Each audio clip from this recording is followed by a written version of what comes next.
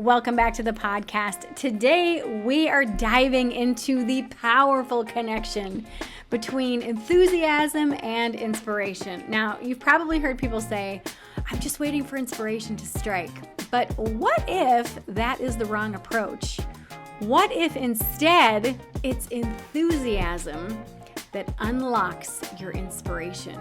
We're also going to explore how enthusiasm, like the energy and passion that you bring to something, can actually lead to the most profound moments of creativity and inspiration. We're also going to talk about why waiting for inspiration can leave you stuck, how to cultivate enthusiasm even when you don't feel like it, and how enthusiasm acts as a magnet for new ideas and breakthroughs. If you're new to my channel, welcome. I'm Flora Sage, certified Simplification Coach and 7-time author. And for over 27 years, I've been helping women like you align into a life and a business that you are wildly obsessed with by helping you clear out the 9 types of clutter, keeping you from a life that you love. What are those 9 types of clutter? They are mental, spiritual, emotional, digital, financial, daily, body, process, and environmental clutter. My YouTube page is where I share my environmental decluttering tips, and here on the podcast, I share with you how to declutter the rest. Please subscribe or follow this feed so you get notified every single time an episode is released. All right, let's start with a common myth that inspiration is this magical thing that just shows up when you need it. You sit down to work and create, and suddenly a brilliant idea pops into your mind. But in reality, that doesn't really happen. In reality, waiting for inspiration can really leave you waiting a very long time. Now, how many of you have found yourself staring at a blank page or feeling stuck in a project because you were hoping for that spark to appear out of nowhere? Those of you who have businesses and do content creation, you know exactly where I'm talking about, and you know exactly where I'm coming from. So here's the thing. Inspiration is often a byproduct of action. It's not something that necessarily comes first. And this is something that I've shared multiple times. Movement creates momentum. Now, more often than not, inspiration shows up when you're already engaged, when you're already excited, when you've already committed yourself to the process. This is when all of a sudden, boom, and this is also where enthusiasm comes in. Enthusiasm is, and if you guys know me, you know that I'm enthusiastic about what I do. It's that inner excitement about an idea that you feel. It's the inner excitement about a project or a goal or whatever it is that you're doing. That inner excitement is the energy that fuels you to take that first step, even if you can't see all the steps, even if you don't see that whole path in front of you, even if that's not clear. The key is that when you lead with enthusiasm, that inspiration will follow you, okay? When you get passionate and you dive into something with excitement, your mind becomes so open to new possibilities, to ways of getting stuff done, to opportunities, to literally all the things. That is when you crack your environment open, and that's when the real magic starts to happen. So, why does this happen? I actually did some research about this, and there is actually science behind enthusiasm and creativity. It's really exciting. So let's look at the science for a minute. Now, research shows that our brains are more creative and productive when we're in a state of positive emotion. Enthusiasm is one of those positive emotions. So when you feel excited or passionate about something, your brain actually releases dopamine. This is a neurotransmitter that enhances motivation and rewards. We all love motivation and rewards, right?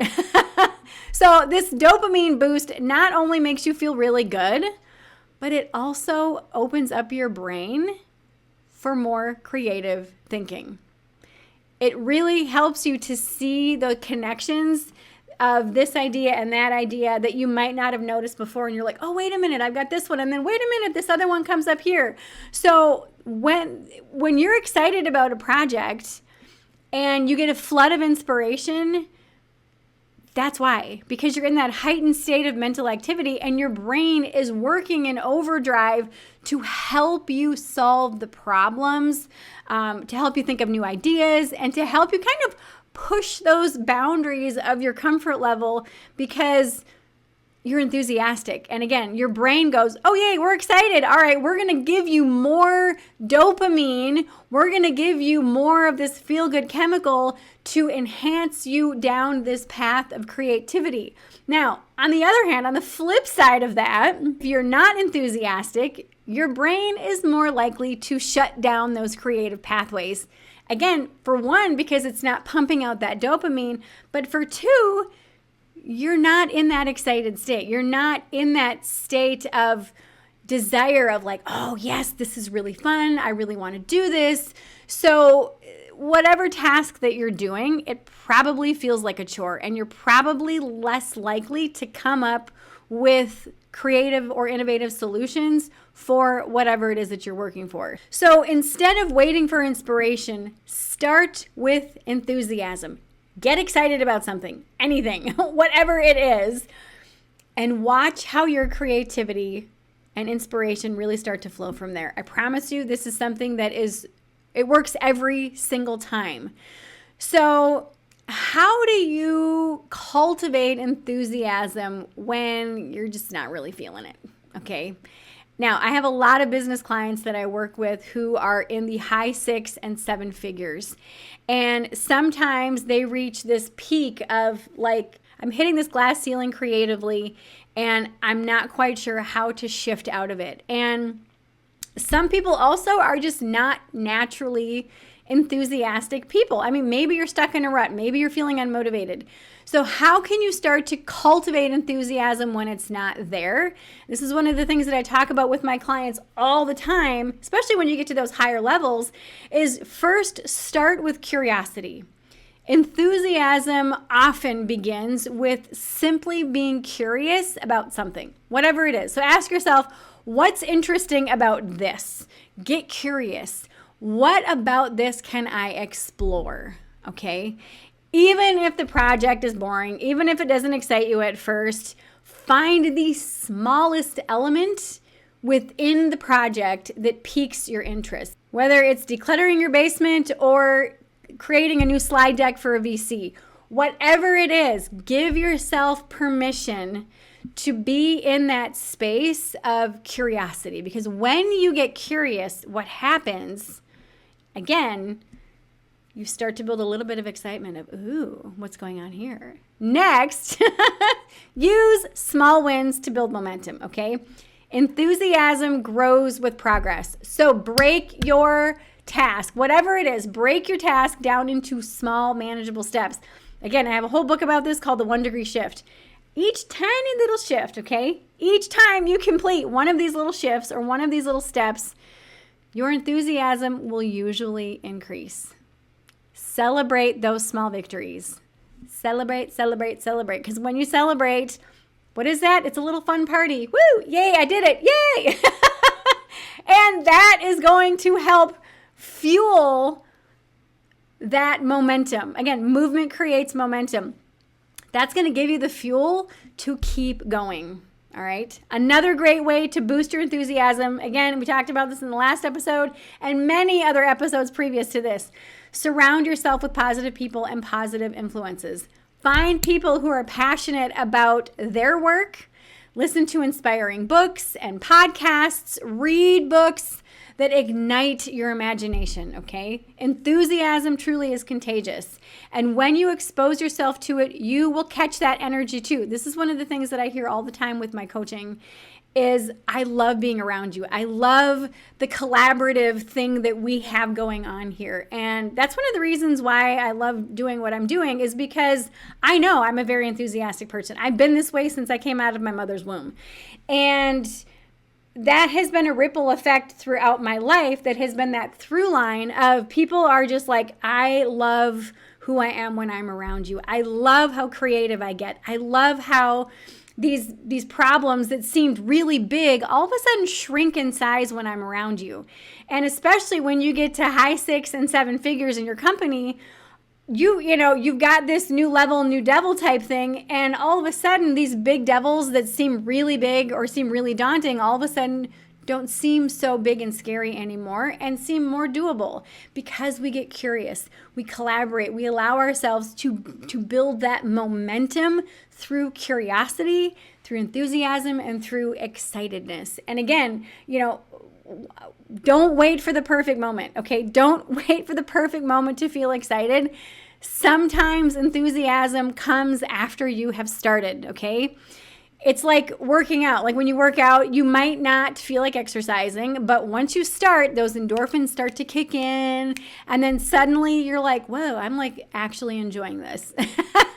And then over time, you see the results, and then you're like, yes, then you want to actually work out every single day. So start taking action, even if you don't feel enthusiastic at first. And you're often going to find that, again, movement creates momentum, is that when you just start, even if you don't feel like it, that enthusiasm starts to grow along the way. Now, here's some real life examples of enthusiasm leading to inspiration. So Steve Jobs, for instance, okay? He was incredibly enthusiastic about technology, as well as design and as well as innovation. So that enthusiasm drove him to push boundaries and pursue ideas that other people thought were impossible. It wasn't that inspiration struck him out of nowhere. It was his passion and commitment that led to the breakthroughs at Apple, like the creation of the iPhone. Or if you look at someone like J.K. Rowling, her enthusiasm for storytelling kept her going, even when she faced a mountain of rejections from publishers. And she didn't wait for inspiration to strike. She just kept writing because that was her passion. She was passionate about her characters, about the world that she created in those books. And that enthusiasm is what led her to create one of the most beloved series of books of all time. Now, on a smaller scale, I want you to think about a personal project or hobby that you're passionate about. Maybe it's painting, as we talked about before. Maybe it's writing or gardening or fitness. And when you get excited about something, ideas truly start to flow, and you find yourself inspired to take it further and further and further. And the key is that enthusiasm came first, and then inspiration followed. So I want to share with you some practical tips for really harnessing enthusiasm to fuel your inspiration, because again, I know that sometimes it can be challenging. The first thing is follow your interests. Last episode, we talked about authenticity. Follow your interests. What do you like? What do you not like? And pay attention to those things that naturally excite you. Now, if something sparks your curiosity or gets you talking with like energy, lean into that, okay? Lean into it. The more time that you spend with what excites you, the more inspiration is going to flow, I promise you. The second thing, start small. If a big project feels overwhelming, find a small aspect of it that really excites you and focus on that part first. And as you build momentum, your enthusiasm is going to grow, I promise you. And this is science. Seriously, you are going to feel that enthusiasm grow, and so will your creativity, because your brain's going to be pumping out that dopamine, which is exciting. Okay, number 3, set enthusiastic goals, okay?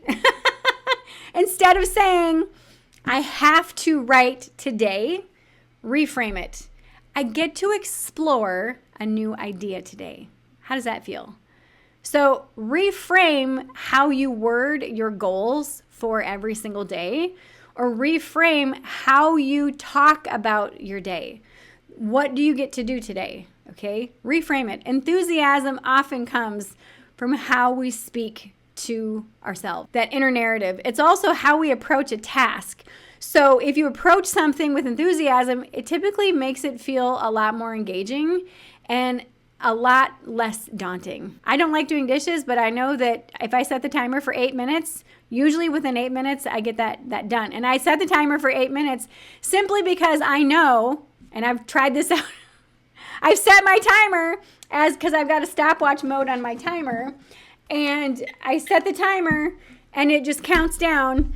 and I see how long things take me. And with 2 full sinks, it takes me 8 minutes to wash and rinse my dishes and clean up the sink area. That's it. 8 minutes. That's not very long. So sometimes part of it is, yay, I only have to spend 8 minutes doing this. And then it's much more fun. So the 4th thing is embrace playfulness.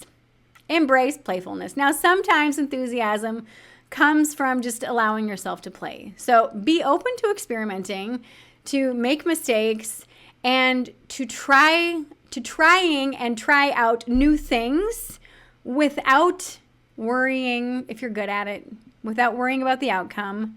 Just play. Playfulness invites creativity and, furthermore, inspiration to show up, which is really exciting. Number 5 is just keep showing up. Even if you don't feel inspired at first, just start. When you take that first step, dive deep into the work. Whatever the work is, like I said, whether you're decluttering your basement, creating a slide deck for a new VC, whatever it is, just dive into the work. Let that enthusiasm build as you go. And remember that action breeds enthusiasm, and enthusiasm breeds inspiration. Remember, out of all this, remember that inspiration doesn't have to be something you wait for. It's something truly that follows that enthusiasm. So movement creates momentum. I want you to put that on a sticky and put it someplace. When you're excited about what you're doing and when you're passionate and curious, inspiration will naturally find you. So instead of waiting for the perfect moment or that spark of genius, get enthusiastic about something, anything, one tiny aspect of it, and let that spark ignite your creativity. Now, to help you with this, I've opened up some spots in my calendar. Click the link in the show notes for a complimentary strategy session. Let's talk. Let me help you with this. I am a genius at collaborative mentorship. Also, let's continue this conversation. If you're watching this on YouTube, I invite you to share your experiences with enthusiasm and inspiration in the comments below. If you're listening to this on any podcast streaming service, email me, flora@florasage.com, to share your comments. If you found today's episode helpful, please subscribe, share with your friends, and leave a review. Your support helps this podcast reach more people looking to declutter their lives and align into a life and a business that they are wildly obsessed with. I hope this serves you today, and I will see you in the next episode. Mwah!